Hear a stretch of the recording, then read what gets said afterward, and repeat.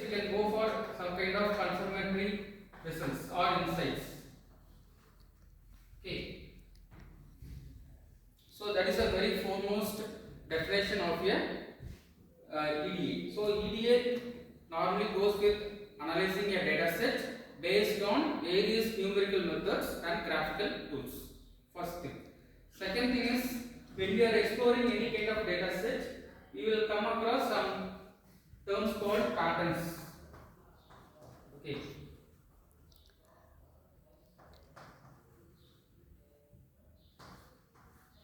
So pattern is nothing but patterns. You can also have a term called trends. Okay.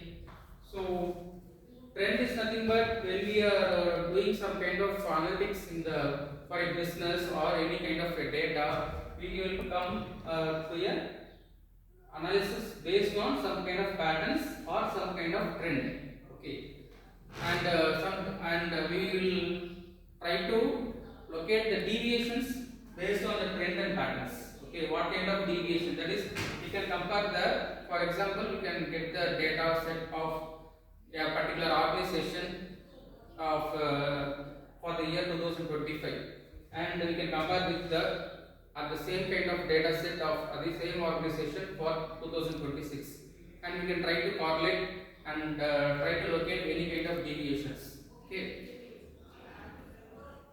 Third one is we can try to facilitate the uncovered data or unexpected. Okay, suppose we can go for prediction. Okay, so when we are going for analysis, we will come across two things. So one is the past data,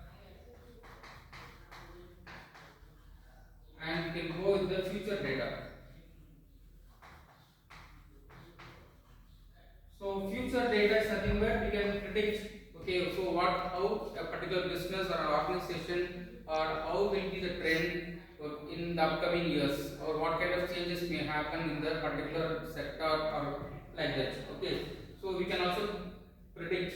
Okay, so with the future data and also making use of the past data. So this past data will try to help your future data or future trend of a particular organization.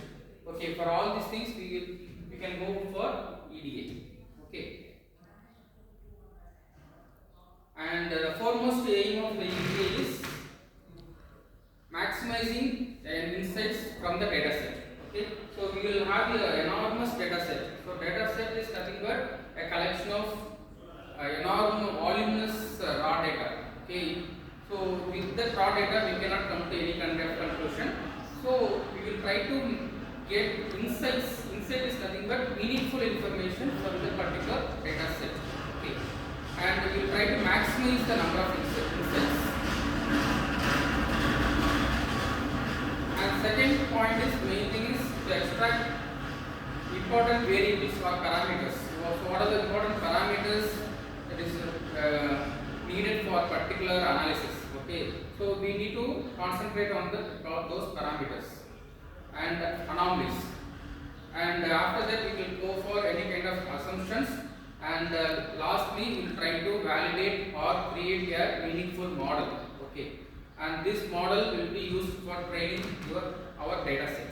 Okay, so that is the most aim of our EDA.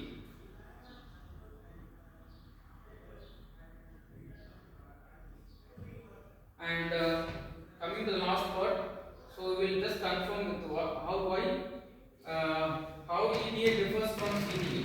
Okay, so here in EDA we will normally use hypothesis. Okay, so here we will use initially no hypothesis, whereas here definitely there will be a hypothesis. Hypothesis is nothing but a basic assumptions. Okay, for example, we can take our semester marks. Okay, for a particular classroom. Okay, and we will have a null hypothesis and as well as next hypothesis, alternate hypothesis. Null hypothesis is nothing but the average mark of that particular classroom is 45. Okay, I can give some assumption. Okay, I assume that the average mark of that particular classroom is 45. An alternate hypothesis is nothing but the average mark of the same classroom is 55. So we will try to do some kind of testing methods or numerical methods and try to get one hypothesis. Okay, which hypothesis matches for that particular scenario. Okay, and based on that, either we can go with accept null hypothesis or alternate hypothesis. So here in CDA definitely there will be a hypothesis, and here there will be no testing. Okay, so testing is nothing but, as I told earlier, so for all these hypotheses we need to substantiate with some kind of testing methods. Okay, here there will be a testing methods. These testing methods we have already studied in the business analytics class in the previous semester, like Z test, T test, ANOVA, okay, like that. Okay, there are so many testing methods for that, and particularly we will say it as statistical models.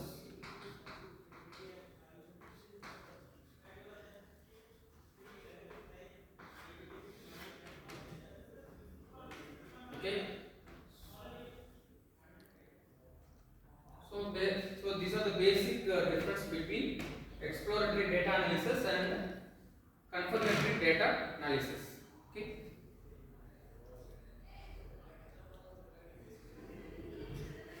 So next we will see about, so far we have seen what is EDA and why we are going for EDA and what is the basic difference between EDA and CDA. So next we will see about the basic steps what we are following in EDA.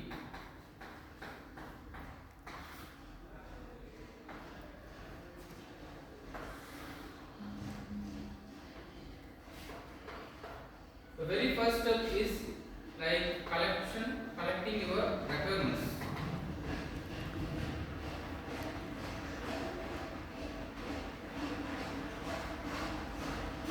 And these requirements can be a business requirements or it can be a data requirements. Okay. And after collecting all your requirements, you can go for substantiating your data. Okay. That is, you can say it as a data collection. For these requirements, we need some kind of data. Okay.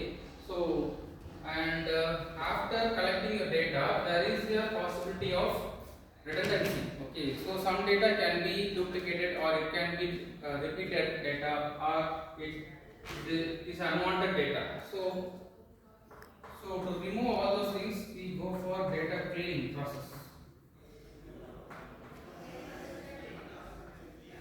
So after cleaning your data, that is, data cleaning is nothing but removing the missing redundant data or unwanted data or repeated data. We will get some kind of things. Okay. So we will, after cleaning the data, we can go for creating the model.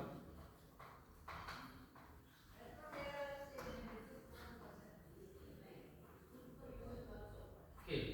So this model can be used for your machine learning purpose. Okay. Based on your machine, there are so many algorithms available for creating a model. So we can create the model. Okay. And after creating a model, we will put the data for training.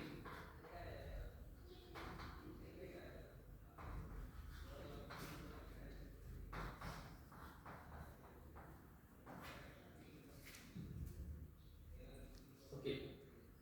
So training the model. So why we need to train the model means, because most of the times we will all these process can be like automated. Okay. So the way you are training the model will try to help us in getting the accurate insights. So after training the model, and these two processes can be like if there is any error occurs in training the model, you can go back to the previous step and you can go for correcting all those things. Okay. So if needed also you can go further, one step further. Okay. So after training the model, we can go for